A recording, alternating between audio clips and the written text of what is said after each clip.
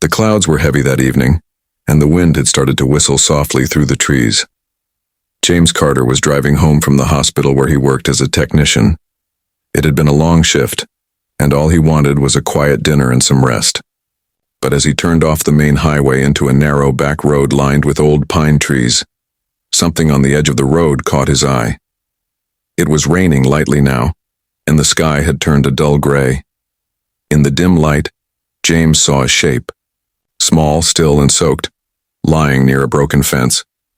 He slowed the car, wiping his windshield to get a better look. It wasn't a bag and it wasn't garbage. It moved. A dog. Thin, muddy, and trembling. Its fur was clumped together, soaked right through. There was no collar, no sign of a person nearby. Just the dog and the sound of rain. James hesitated. He wasn't the kind of man who picked up stray animals. But there was something about the way the dog didn't bark or run. It just stared, eyes full of something like silence, not fear. Almost like it had given up. He pulled over, stepped out, and opened the passenger door. The dog didn't move. "Come on," James said softly. After a moment, it stood, limped toward him, and climbed into the seat. Its body was shaking, but it didn't make a sound. James took off his coat and draped it around the dog. He didn't even know why, but something deep inside told him this mattered. When he reached home, his wife Nora came to the door, surprised. She looked at the soaked animal in his arms. "Where did you find him?" she asked. "By the road," James said, setting the dog on a dry towel. "I couldn't leave him there."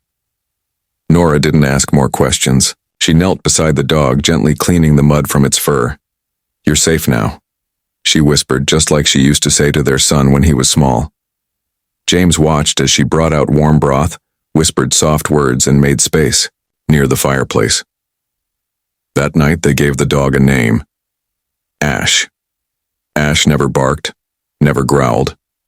But he followed Nora everywhere, to the kitchen, the garden, even the reading chair by the window. He was quiet, watchful, and always close.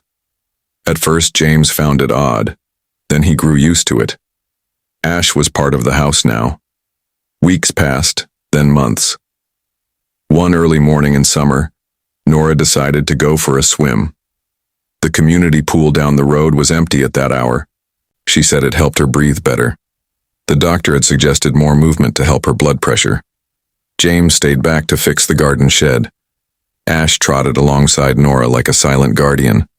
Nora was halfway across the pool when it happened. No splash, no cry, just a stillness, then a sinking. Ash, sitting near Nora's towel, stood up instantly. He looked at the water. Something was wrong. He ran to the edge, saw her beneath the surface, motionless. Without a second's pause, he leapt in. He swam fast, faster than any dog James had seen before. He reached Nora, caught hold of her swimsuit strap gently in his teeth, and paddled backward. It was hard. Her body was heavy. He kicked and pulled, fighting the water, refusing to let go. At last, her head surfaced. Ash barked, loud, sharp, again and again. A jogger passing by stopped. He saw the dog and the woman. He jumped the fence and pulled her out, called 911. Within minutes, paramedics arrived. Nora had suffered a silent seizure underwater. If she had been found even a minute later, the doctor said, her brain might not have survived the lack of oxygen.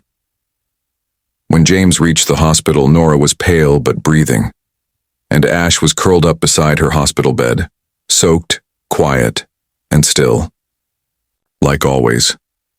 James sat beside the dog and placed his hand gently on Ash's back.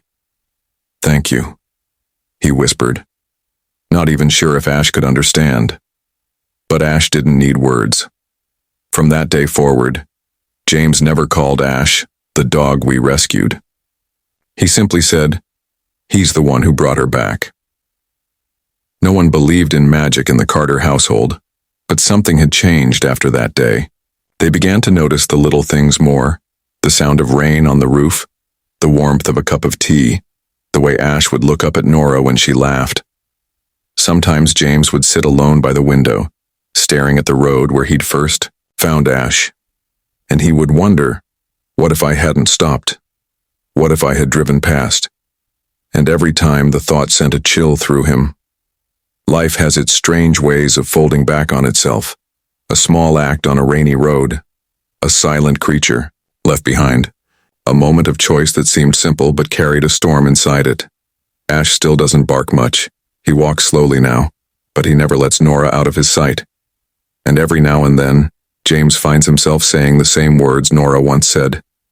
He's not just a dog, he's meant to be here. Because sometimes kindness doesn't end when you give it. Sometimes it circles back, soaked, silent, and stronger than anyone could imagine.